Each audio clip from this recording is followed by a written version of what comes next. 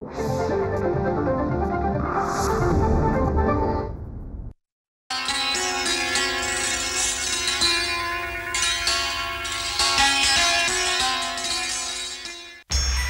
Officer Manohar वर्मांच्या शेजारी पंडित नावाचा एक मतिमंद मुलगा राहतो, ज्याचा मनोहरवर खूप जीव आहे। मनोहर खूप प्रेमाने दररोज त्याला मिठाई देतो। एक दिवस पंडित येऊन सांगतो की त्याची आई स्वयंपाकघरात आग लागून जळून मेली, पण मनोहर तिला जिवंत बघतो।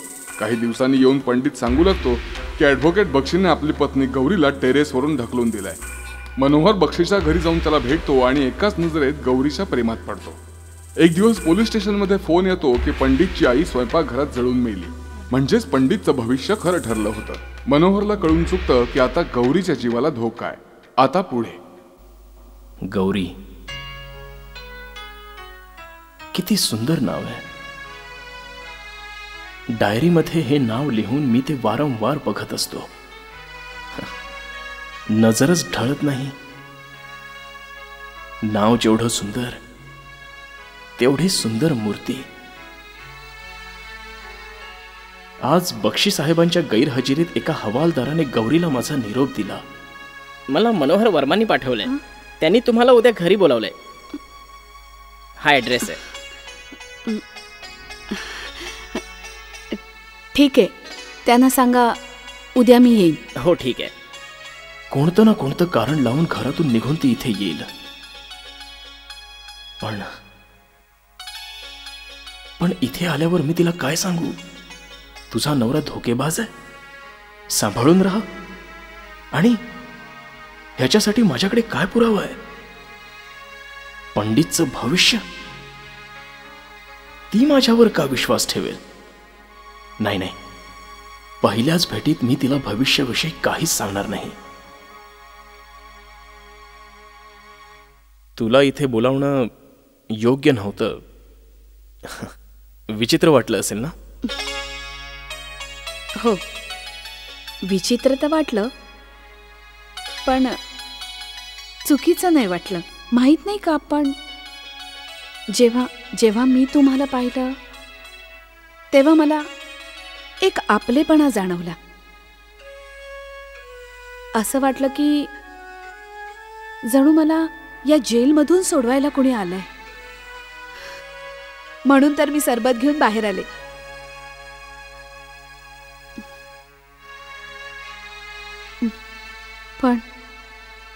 पण तो विषय पुन्हा काढून तुम्ही गेल्यानंतरही मला खूप बोलले ते। 2-4 फटकेही खावे लागले। काय? तो नालायक तुझ्यावर हात उचलतो? का नाही, त्यांना तर तो त्यांचा अधिकारच वाटतो। मनोहरजी, मी त्या घरात मी फक्त एक वापरातली वस्तू आहे। तू काळजी करू नकोस। त्या घरापासून मी तुझी लवकरात लवकर सुटका करेन। तुमच्यावरच्या या विश्वासानेच तर घराबाहेर पाऊल ठेवायचं धाडस केलंय मी। गौरी, त्या दिवसापेक्षाही आज तू कितीतरी जास्त सुंदर दिसतेस। मला म्हणायचं होतं की थोडी स्वतंत्रता अनुभवतेस ना, म्हणून असेल। हे तुमच्या नजरेचं सौंदर्य सुद्धा असू शकतं।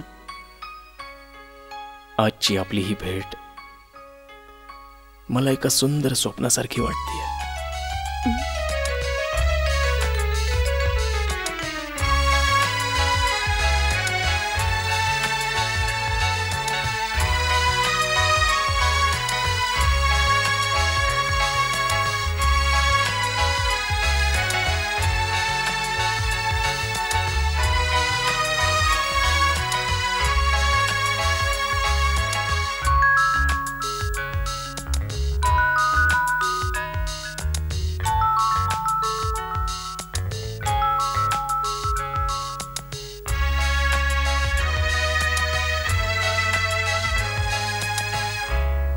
दादा, दादा, आत्महत्या केली। बक्षीने आत्महत्या केली। काय? बक्षीने आत्महत्या केली। बक्षी घरात एकटाच होता। तो पलंगावर झोपला होता, खूप अस्वस्थ होता, सारखी कूस बदलत होता. तो तो झोपला सुद्धा नाही. त्याने स्टूल काढलं, त्याच्यावर उभं राहून त्याने छताला रस्सी टांगली, त्याचा फास बनवून गळ्यात अडकवून घेतला. रस्सीने फास घेऊन बक्षीने आत्महत्या केली दादा.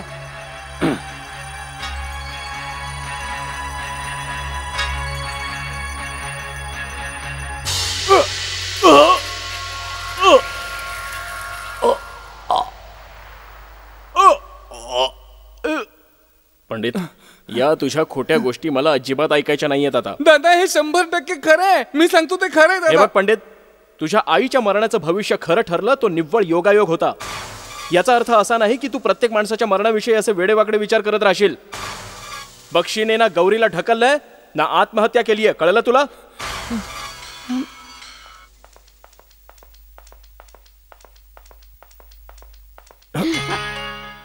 काय झालं? बक्षी साहेब ठीक आहेत ना? त्यांना काय होणार आहे? ते तर केसच्या संदर्भात नाशिकला गेले, उद्या परत येतील. तुला भेटायची ही संधी मी कशी सोडू शकते? बरं केलंस. मला सुद्धा खूप एकटं एकटं वाटत होतं. मला वाटतं आता आपण एकमेकांपासून दूर जास्त दिवस नाही राहू शकणार. रोज भेटतोय आपण, तरीही असं वाटतं की दिवसातून 2 वेळा भेटायला हवं, 3 वेळा, 4 वेळा. प्रत्येक क्षणाला तुझ्या जवळ असावं.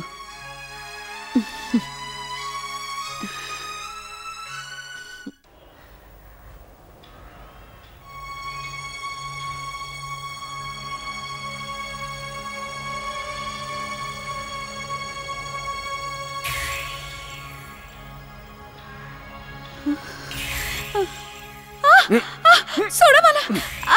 नाही.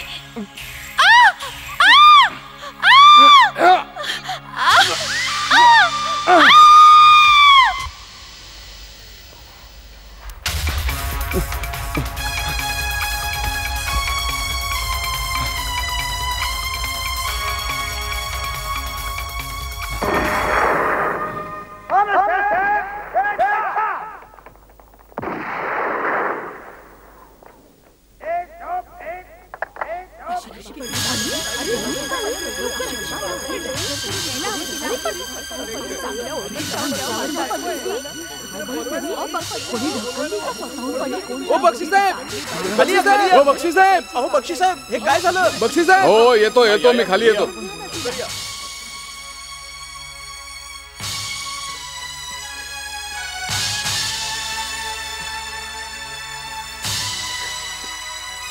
Pandit, Gauri,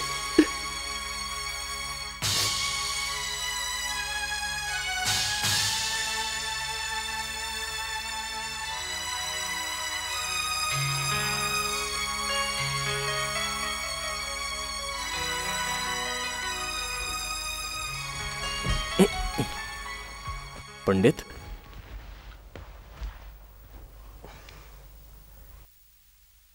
I am sorry Pandit.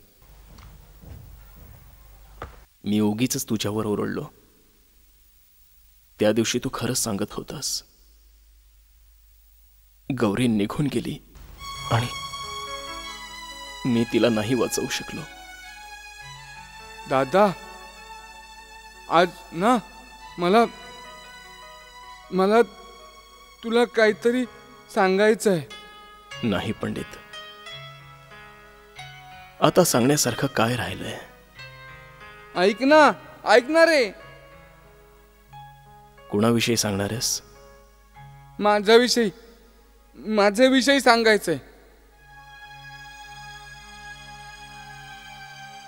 काय? मी मिठाई खात होतो. मिठाई खूप गोड होती, मला खूप आवडली मिठाई. मी खातच होतो मी. मग काय झालं? मग काहीच नाही. मी मिठाई खातच राहिलो. एवढंच पाहिलंस ना तू? मग ठीक आहे. हा मग ठीक आहे. आत्ता मला कळलं. मागच्या काही दिवसांपासून मी तुझ्यासाठी मिठाई आणायला विसरलो होतो, म्हणून तू मला आठवण करून दिलीस, हो ना? असं काहीच नाहीये दादा, मी खरोखर मिठाई खात होतो. ती खूप मस्त होती मिठाई. हो बाबा, तू मिठाई खाणार. मी आज नक्की आणेन, प्रॉमिस. इन्स्पेक्टर साहेब, सगळ्या जगाला हे माहिती आहे की गौरी सुकलेले कपडे आणायला टेरेसवर गेली होती.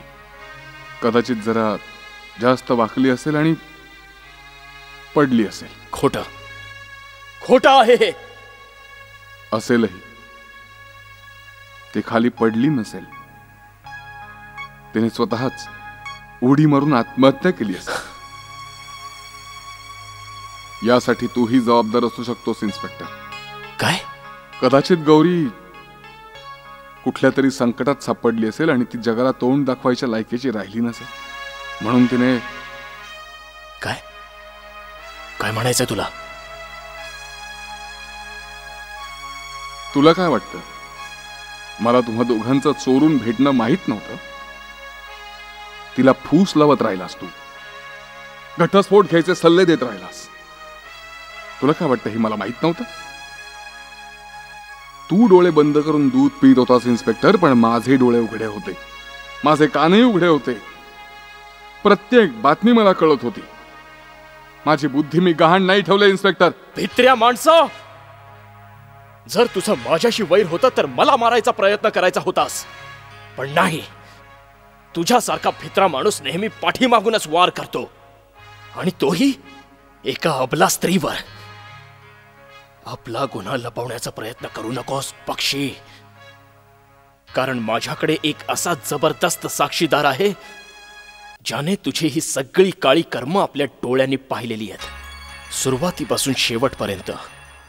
तो कोर्टात हे सगळं सांगेल की कसा तू गुपचूप पाठीमागून आलास आणि संधी बघताच गौरीला वरून खाली फेकून दिलंस, आणि नंतर पटकन रूम मध्ये येऊन टीव्ही पाहत बसलास. खोटं आहे हे सगळं, खोटं आहे.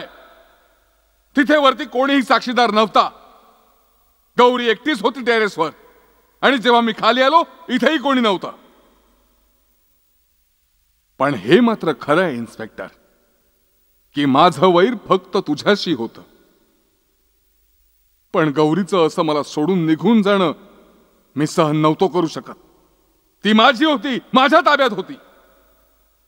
जर मला सोडायचा विचारही तिने केला असताना तरी ते शक्य नव्हतं, कारण त्या आधीच मी तिला हे जग सोडून जायला भाग पडलं असतं इन्स्पेक्टर, आणि मी करून दाखवलंय.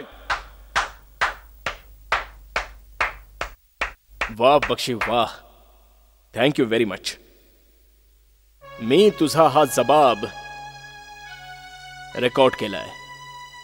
आता हा मी कोर्टा पुढे ऐकवेन. नीच माणसं.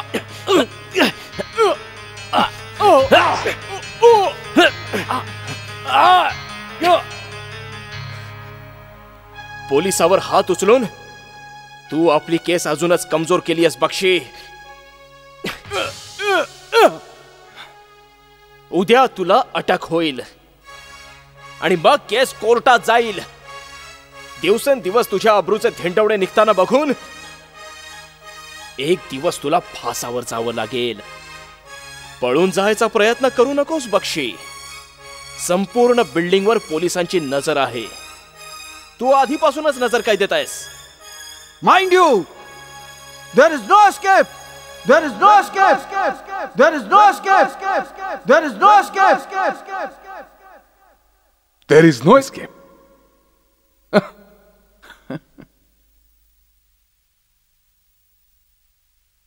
Of course, there is an escape. एक रस्ता अजूनही खुला आहे. मृत्यू.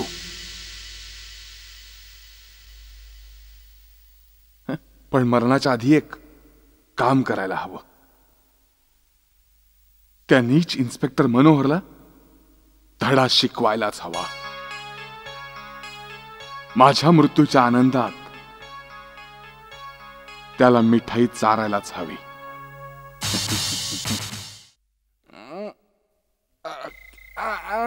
आता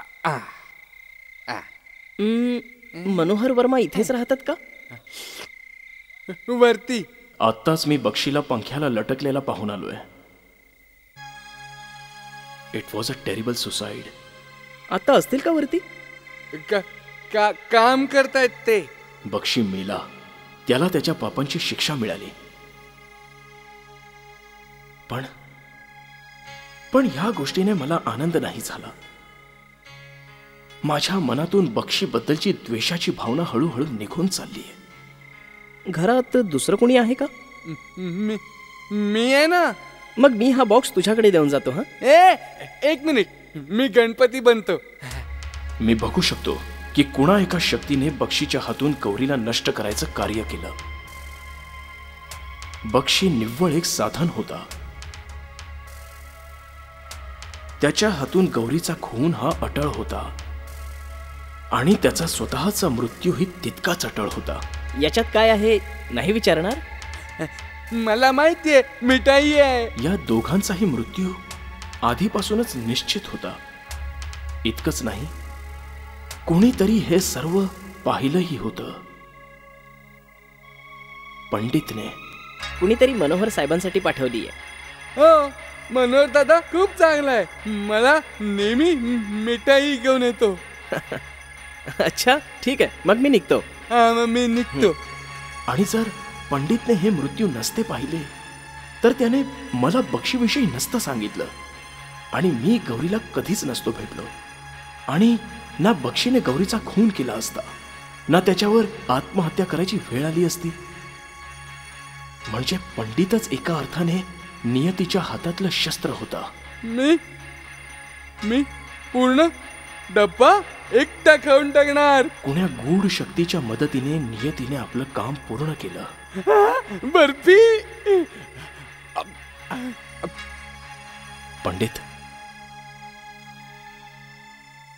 पंडित, तुझी ही शक्ती भयंकर आहे. तू दुसऱ्यांचं मरण पाहणार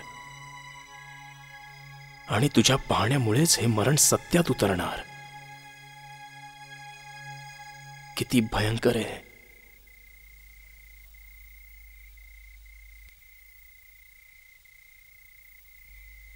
पंडित, ए पंडित,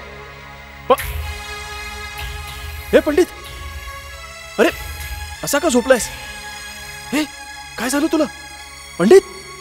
हे हे ही मिठाई तुला कोणी दिली? हा,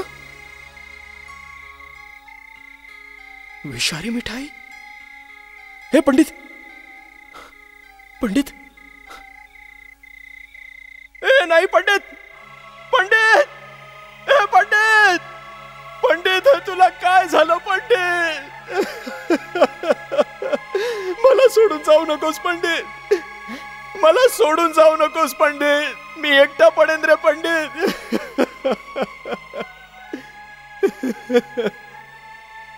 मी एकटा पडेन पंडित. पंडित, ही विषारी मिठाई तुला कोणी दिली पंडित?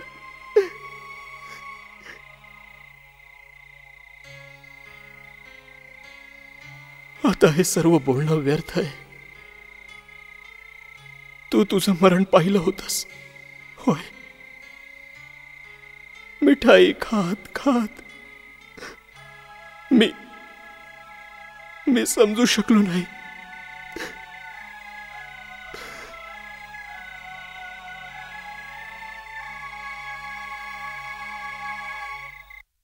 डोळ्यांदेखत ही माझी मराठी कथा द्रष्टावर आधारित आहे. माझ्या बऱ्याच कथांप्रमाणे द्रष्टा ही एक स्ट्रेंज स्टोरी म्हणजेच एक गूढ कथा आहे. आता गूढ कथा कशाला म्हणतात? गूढ कथा ही एखाद्या वास्तव कथेप्रमाणेच जीवनाशी जोडलेली असते. डोळ्यांदेखतची गूढता काय आहे? ती आहे एका मतिमंद मुलाचं मृत्यूच्या घटनांना मृत्यूच्या आधीच पाहू शकणं. पंडित केवळ भविष्याला पाहतच नाही, तर त्याच बरोबर नकळत एक घटनाचक्र सुद्धा सुरू करतो. कारण की त्याच्या स्वतःच्या मित्राला भविष्याविषयी सांगण्यानेच भविष्य वास्तवात येत जातं. जणू काही तो नियतीच्या हातातलं एक हत्यार आहे आणि नियती त्याच्या माध्यमातून आपलं काम करून घेते. म्हणूनच ही कथा केवळ एक अतिमानवी शक्तीची कथा नाही राहत, तर त्याबरोबरच नियतीच्या व्यवहारांना सुद्धा उजेडात आणते. कथा कोणत्याही भाषेमध्ये असो, फक्त मनाला स्पर्शून जाणारी असावी. तुमच्या मनात जर एखादी अशी कथा असेल तर या पत्त्यावर लिहून जरूर पाठवा. Post bag number 16515, Mumbai 400026.